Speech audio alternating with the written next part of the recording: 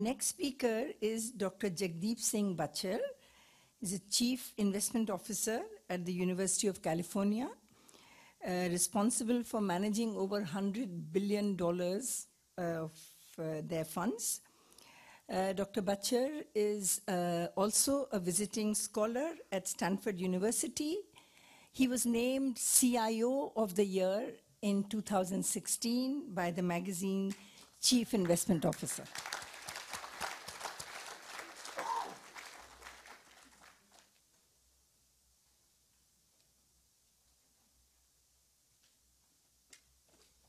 Is it okay if I take this out and walk around a little bit? Dr. Ahluwalia, thank you very much. We're now at the end of the day, and I promise you I will answer your question on entrepreneurship and innovation in an Indian context and things like that. But when I asked about what to do for today, I was told that you should really talk about yourself. Now, the difference between distinguished entrepreneurs and investors on the panel is they're at the point of their career where they can celebrate their success. I'm just starting my career. So I'm going to give you a little different take, and I might relate more to those that are asking questions about how do you get started and where do you end up from here, as opposed to how do you make it really big. I'm only going to share 3 stories with you that hopefully give you some insights. The first story is about listening to your parents. I was born in Nigeria. I grew up in Africa for 14 years. And then, of course, my sister, who has to be a doctor, and the son has to be an engineer. Very simple formula. My parents packed up and they moved from Nigeria. They didn't know where to go in Canada, where we got immigration. The immigration officer happened to be from Waterloo. He said Waterloo's got a good engineering school, and we ended up in Waterloo. A year later, my sister couldn't get into Waterloo, so she was shipped off to Sweden, where she lives 23 years since and is a practicing physician. I became an engineer. I started school at 14 in Waterloo. I was the youngest in my class, so really I couldn't go out and party or drink beer or do anything fun. So I had to study. At 18, when I graduated, my parents said, you can't leave school. You have to get a PhD. It's very simple, because none of them could get a PhD. So I really didn't know what I wanted to do. I didn't want to be an engineer. I decided I might as well go into management sciences, because my brother took some courses and they were a lot of fun. They were certainly not engineering. That's how I did a master's in management sciences. And my supervisor at the time, this was 93, he said, I'd like you to study this individual that we call business angels. This was 1993. I had no idea who a business angel was, but he did tell me I'd learn a little bit about finance in the process. So that was my master's thesis, was to learn about who are these business angels that are investing in early stage technology-based companies. Of course, I literally wanted to finish the master's in a year and leave school and go and get a real job. I had no interest in academia whatsoever. And then my parents said, you have to do a PhD. So here I am. My supervisor said, 2.5 years, you get a PhD and you're out of here. I thought, okay, everybody said, come on, you're 23. What's the big deal? Sorry, 22 or something like that. They said, by the time you go and get your PhD, you'll still have your whole life ahead of you. So I listened to my parents and I did a PhD. What was supposed to be 2.5 years turned out to be 5.5 years. In the middle, it took an extra 2 years because I got the bug of being an entrepreneur in Waterloo, and between 96 and 99, I tested out the idea of being an entrepreneur, and I learned quite a bit in that time period about being an entrepreneur. I came back, finished my PhD. I have to tell you, I'm glad I did my PhD and not an MBA, because now at the University of California, it's cooler to have a doctorate than an MBA. So listen to your parents, because for whatever it's worth, at the time, I completely resisted them. I did not believe anything they said, but at the end of the day, looking back, it was probably the best thing they could have done in keeping me stuck with staying in school and getting my PhD. Now, I had no interest in being an academic. 0. So now the second story is listen to your parents' friends and find a mentor. Because your parents don't know everything. It's a fact of life. Neither do you. And you need to figure out, you need to learn from people that will guide you and shape you, because that's what my parents did for me. They guided me up until that point. It was now January of 2000. I had a doctorate, but that was about it. I was pretty much useless to the business community. And at that point, my mentor said, you know, why don't we try something? Actually, before I come to exactly when I implemented this advice, I tried a second entrepreneurial startup, because that happens all the time. You do the first one, you do okay, and then you think maybe the second one's going to do even well. Well, you'll be surprised. Even very successful first-time entrepreneurs do not make it in their second and the third ventures. So don't be shocked if it doesn't work out the second time around. It is not a guaranteed recipe for success. The second time around, I tried being an entrepreneur again. I realized I was just investing too much of my own personal capital in the idea, and it wasn't really going to go anywhere. So I took some time off. And some of you know in this room Dr. Chiranjeev Kathuria. He ran for the US Senate in 2004, or 2003 and 4. And at that time, I decided, you know, this is a nice cause to give back to the community. At the time, you know, Sikhs were under some sort of, you know, negative perception. So I ended up volunteering for him as his campaign finance person. And that's how I ended up spending 4 or 5 months in Chicago with him. It was a great experience. He and I remain friends till today. We probably talk every other week. And those lifelong friendships begin sometime. But the most important thing about the campaign is I met my beautiful wife, Jaspreet Kaur. So sometimes you do things in life that you think are going to lead you to one thing, but they end up in the most long-lasting relationships that you never even imagined. But you have to discover and adventure and try things out, because if you sit back and don't take a step forward, you don't necessarily know where it leads to. So I came back, and I literally had no idea what I was going to do at this point. This is where my mentor said to me, you know what? He said, you've all these great CEOs of companies, they always tell you that they have an open door policy, that if you call them, they will take your call. Let's test it out. Now, my mentor happened to be the chairman of 2 of the banks in Canada. He said, why don't you make a list of all the CEOs you admire and all the companies you admire, for whatever reason. It doesn't matter, just make a list on Excel spreadsheet. So I did. I had 30 people on that list. I didn't write the cover letter on my resume. He wrote it. And the letter was 2 lines. It said, I am sure you will enjoy meeting with Jagdeep. Please have a coffee with him. Signed, Patrick Lavelle. I got 30 meetings based on a simple letter like that. 29 people rejected me. Number 30 on the list, the CEO of Manulife Financial. Manulife is Canada's largest life insurance company. Manulife had just bought John Hancock in Boston. I got the meeting. I had no idea what I would tell Canada's CEO of the year when I had just been rejected by 29 CEOs. So I got the meeting, I went to his office. Here's what happened. He was the only one of the 30 CEOs who came to the door to get me. No one else did. I sat down with him in his office. He was the only CEO who had read my 1-page resume and taken notes on it. He didn't know me. He was the only CEO who never went to the coffee machine by asking his assistant to get me a coffee. He went and got me a Diet Coke from his fridge. And he sat down, and I was, at this point, very impressed with his attention to detail. And he said, there's nothing in your resume that spells insurance. Why are you here?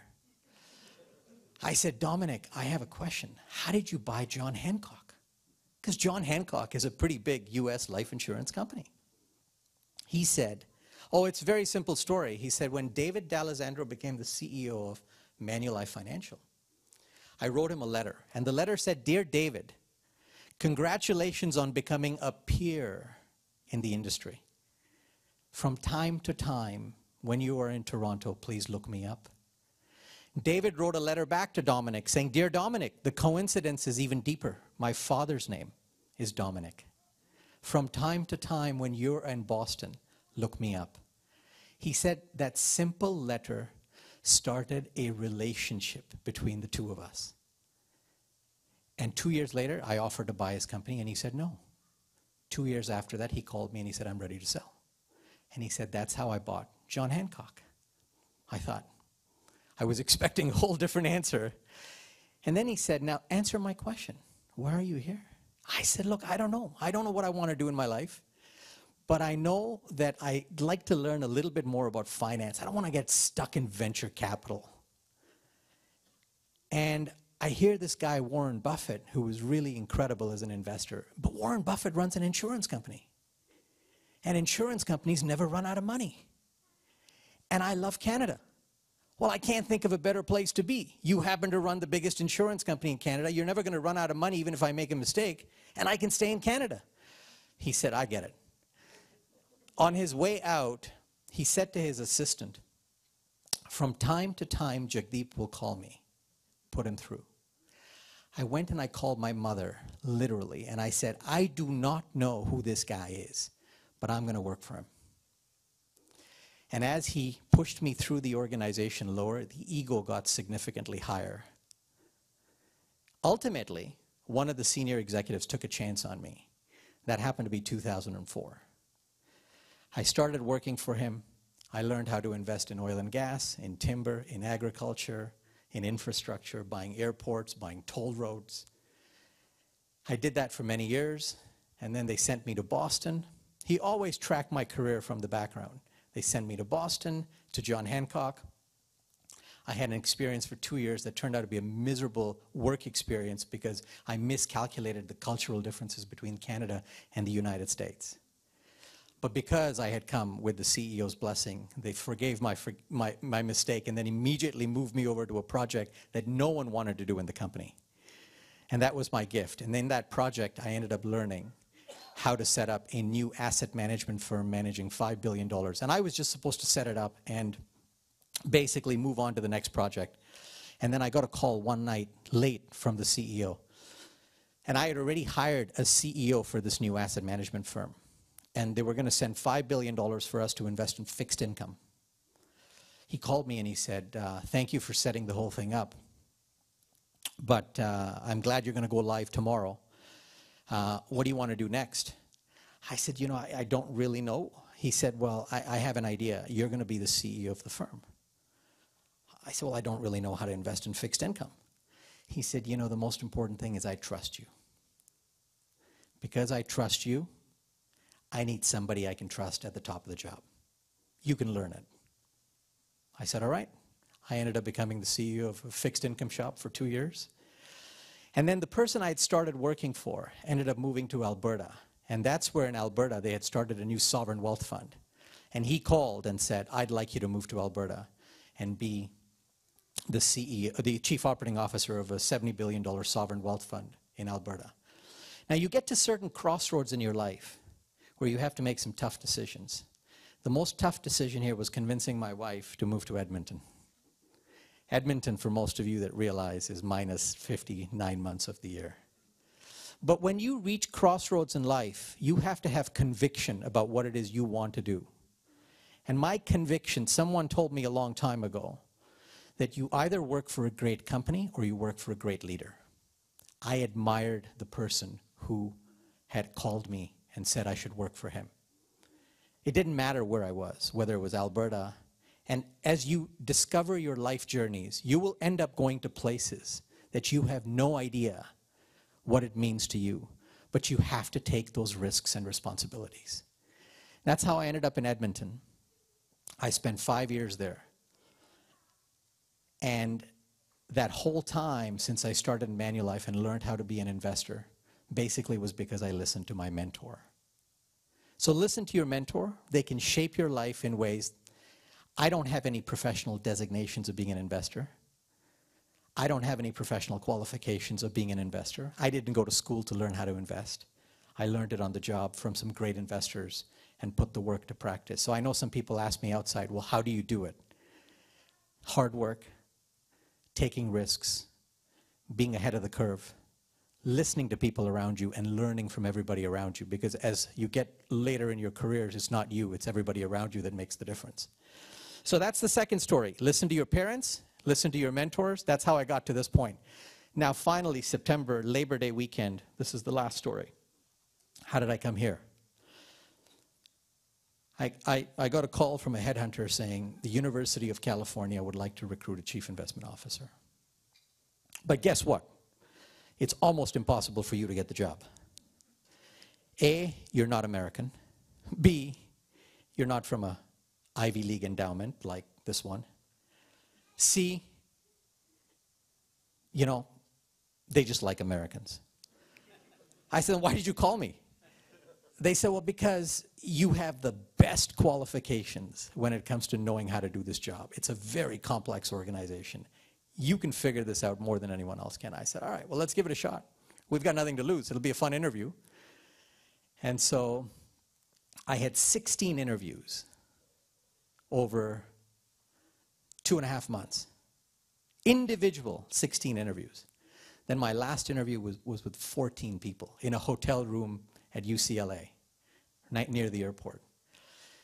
Now, the last story is really about the Turban and Trust. So you can prepare all you want in your life, and I did. I knew the university's portfolio in and out. I mean, we manage $100 billion. So at the time, it was 88.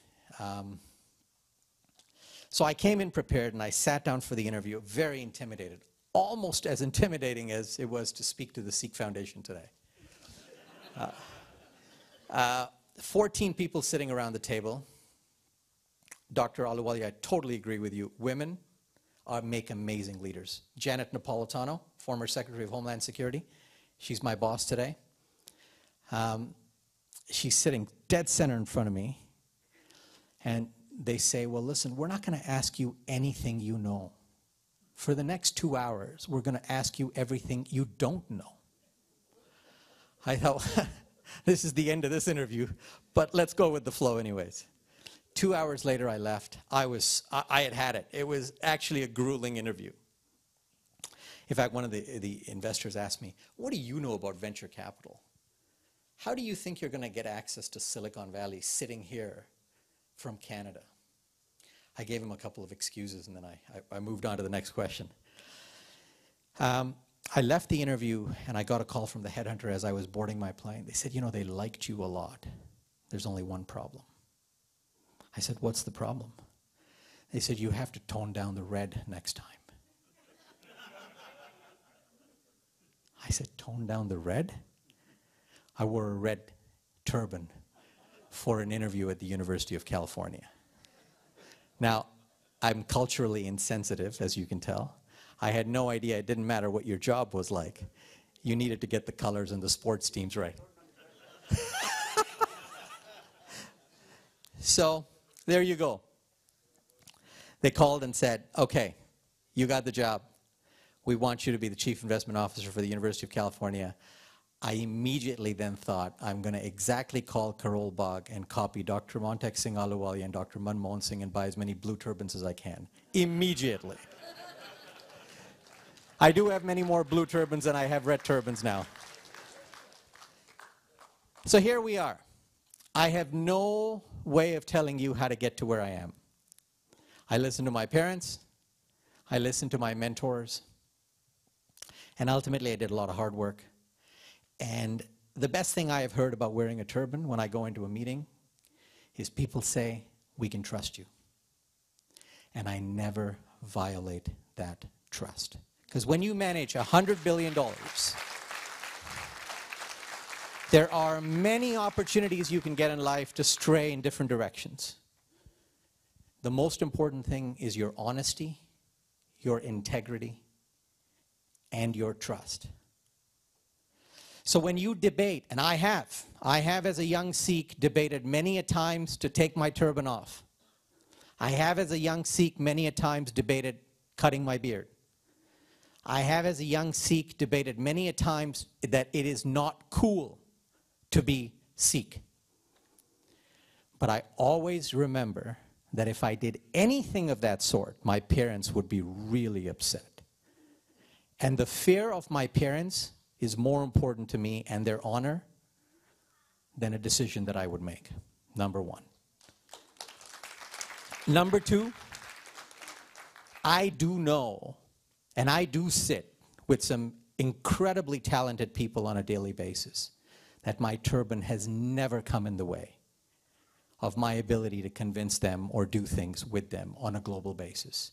So don't be shy of who you are. Be proud of your identity and exemplify it. And actually, use it as a competitive advantage, not as a disadvantage. Having said that, India is amazing. I think we live in a world where, for those of you that are younger, and this is my concluding comment, it doesn't matter what the geopolitics of the United States or Korea or North Korea looks like today. Thank God in France the elections have gone the way we may have thought it would go. What is most interesting is in the next 10 years, innovation and entrepreneurship will continue to remain the sustainable competitive advantage of the United States of America. Innovation and education combined are going to be forces in America that no one can compete with. In fact, the Chinese and the Indians continue to emulate the story in Silicon Valley. India has become one of the most incredible areas where entrepreneurship is going to take a whole new wave in the next decade. Demonetization, digitization, and a new entrepreneurial spirit. And frankly, China, they've realized they can compete if they can be more entrepreneurial, and they're learning from the United States. So we live in a time where all of you don't need to be investors. You need to be entrepreneurs, and you need to be global entrepreneurs, and you need to figure out solutions for global problems like climate change and healthcare and women in education and water and sanitation. Those are the real opportunities. I'm going to conclude by saying you might have all thought I was giving this talk to all of you, but I'm not. I'm giving this talk to my two little kids over here.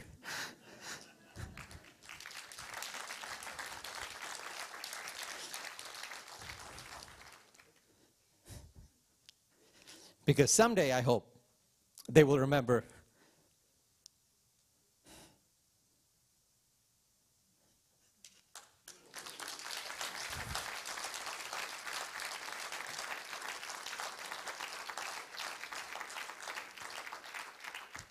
listen to your parents. Thank you.